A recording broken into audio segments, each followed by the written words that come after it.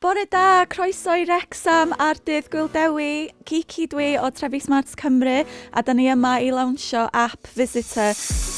Mae VZTA yn ecosystem mwyn I cynghorau allu cefnogi busnesau bach o fewn eu trefi neu fel ni heddiw yn Wrexham eu dinasoedd a i'r cwsmeriaid a'r pobl sy'n gweithio lleol neu pobl sy'n ymweld, mae fe'n teimlo fel app.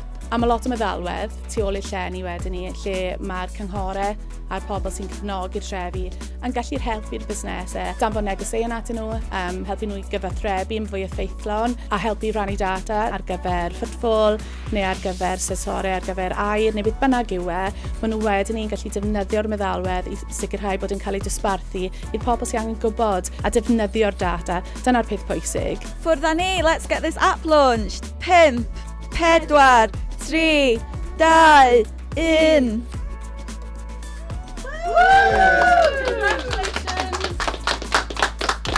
Mae dros 200 gyda ni ar hyn o bryd a mae lot wedi cyfrestru'r bore yma, so fi ddim yn gwybod, right now, fi ddim yn gwybod y rhif achos maen nhw wedi bod yn edrych ar yr hysbysebion sydd o gwmpas y tref, maen nhw wedi clywed o busnesau eraill a mae wedi dechrau cynyddu bore yma eto.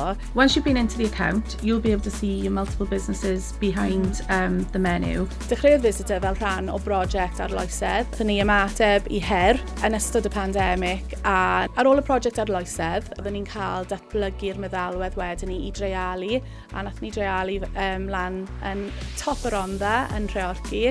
Felly mae Treorci ynglwm â 6 tref arall ar yr app yn barod a nawr un dinas. So, dyn ni'n lawnsio heddiw yn Wrecsam, ein dinas cyntaf, ein ardal cyntaf lan yn y gogledd hefyd sy'n really neis I cael cyfuno ddoi lle achos sy'n ni wedi bod yn really brysur lawr yn y de. Mae fe'n really neis nawr I cael dod lan fan hyn a dod I nabod y busnesau sy'n lan fan hyn hefyd.